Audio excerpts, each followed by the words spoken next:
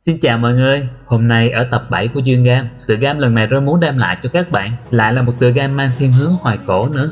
Và cái tên quen thuộc mà những ông chủ phòng game điện tử đĩa tròn PS1 ở những năm 2000 gọi là 6 anh em thú, hay chính xác là Bokanui Pasu Doronbo, là một tựa game thể loại bắn máy bay, shoot 'em up, được phát triển bởi Banpresto và được phát hành cho PlayStation 1 của Sony và Saturn của Sega vào ngày 29 tháng 11 năm 1996.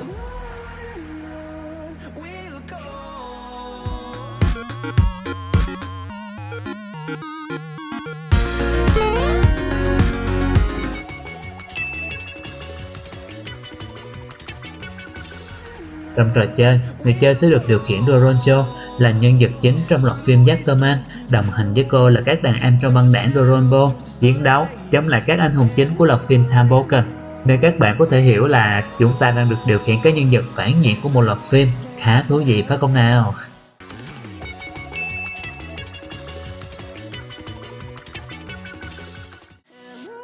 Bokanui Pasu Doronbo có 8 giai đoạn liên quan đến Doronjo cùng đồng bọn. Mỗi giai đoạn sẽ bao gồm một boss phụ và một boss chính ở cuối màn, cũng chính là những anh hùng trong loạt phim Tambokan.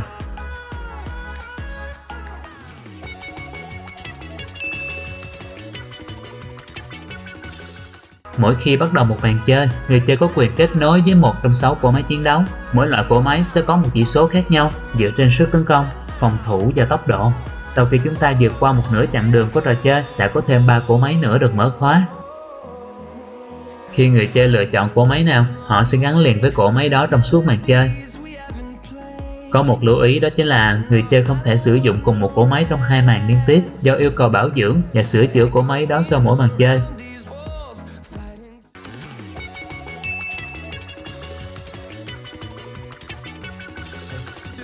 Tương tự như các trò chơi bắn súng khác, người chơi có thể nâng cấp vũ khí của xe lên cấp 4 thông qua việc hấp thụ sức mạnh dưới dạng biểu tượng Doronjo. Và các bạn nhớ cẩn thận là khi chúng ta tiếp xúc với chiếc mũ Yatterman, vũ khí của chúng ta sẽ bị hạ xuống một cấp.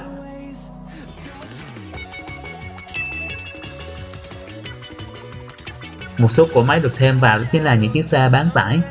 Chẳng hạn như là một cỗ máy có thể hồi phục giáp của người chơi, cho thêm mạng sống, hoặc là cho phép turbo, người chơi có thể di chuyển nhanh hơn nhiều trong một khoảng thời gian ngắn.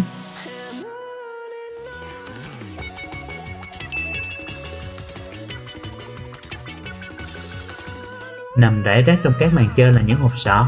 Khi chúng ta thu thập chúng đến một lượng nhất định, chúng sẽ cho phép người chơi biến thành một cỗ máy siêu to khổng lồ với sức mạnh siêu phá hoại và gây sát thương chí mạng.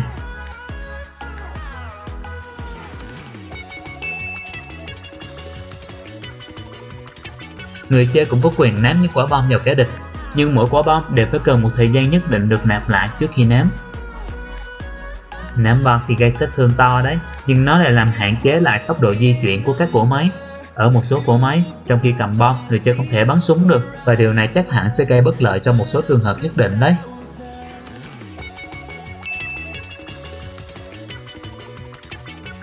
Nếu người chơi bị bắn thủng hết lớp giáp, xe của họ sẽ bị nổ tung và băng đảng Doronbo sẽ xuất hiện, cưỡi trên một chiếc xe đạp cà tài và sẽ bắn những tia đạn yếu ớt. Và nếu chúng ta muốn tiếp tục trò chơi lâu hơn, thì bắt buộc là bạn phải tìm kiếm một lớp giáp khác và sẽ được trở lại hình dạng ban đầu.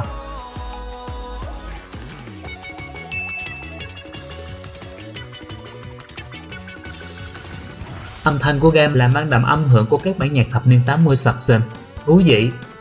Âm thanh lồng tiếng theo hoàn cảnh của các nhân vật được làm over hơn một chút, giống như những bộ phim hoạt hình anime, nhưng lại mang lại một cảm giác thú vị.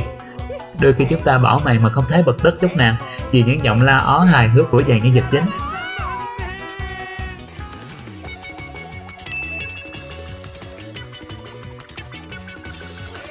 Hình ảnh của game được trau chuốt và rõ ràng, không như nhiều tựa game cùng thể loại.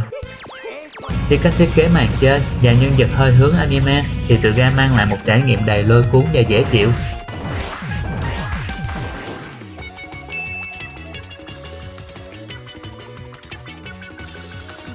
Bokanui Pasu Doronbo có thể chơi được 2 người, mang lại một trải nghiệm thú vị cho chúng ta cùng bạn bè, và nhất là tựa game có giá trị chơi lại rất cao.